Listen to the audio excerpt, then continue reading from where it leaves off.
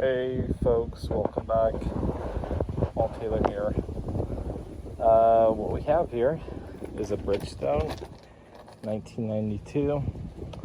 You've seen this particular bike, but in a different size.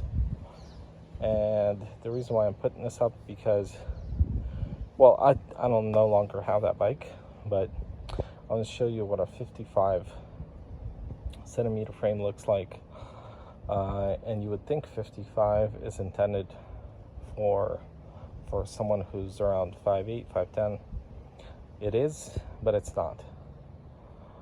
The geometry on these is so unique. That's why people love them.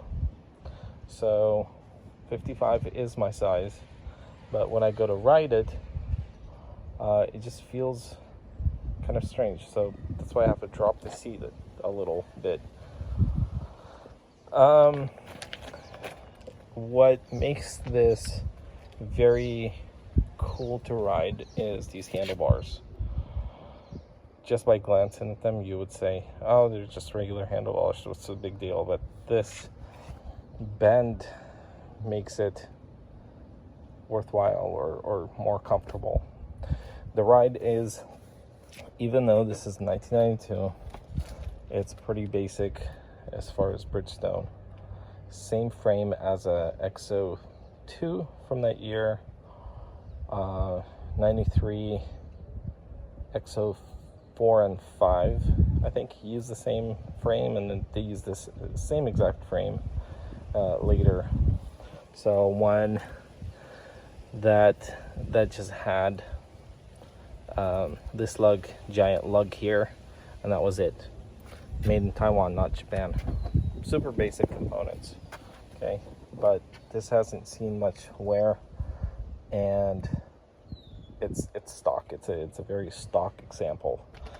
So riding it, gives a really good perspective on an X-03. If you would have bought one in 1992, what it would feel like, what it would ride like.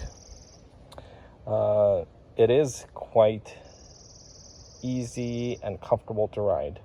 Just having the seat down there and having the handlebars elevated a little bit does give it a very comfortable riding position. I haven't rode it anywhere crazy, just around the neighborhood. But yeah, a very, very comfortable bike. I'm not intending to keep it. I do like to ride it, but it's not one of those bikes that I want to keep forever. So it's not a forever bike. There is one that's got the same frame, it's a little smaller size, and one that I want to experiment with a lot more. So also, on top of this, have you noticed that this frame is very straight, or not the frame, the geometry here, top tube is very straight. Compared to smaller size, it tends to lean down or kind of have an angle. So that's interesting for me. One other thing I haven't pointed out, this has 700 wheels.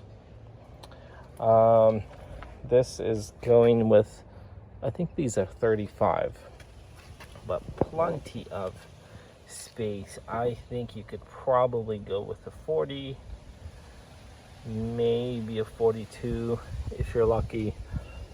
But it's got eyelets for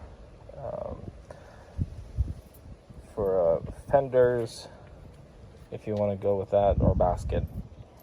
Overall, super comfortable bike.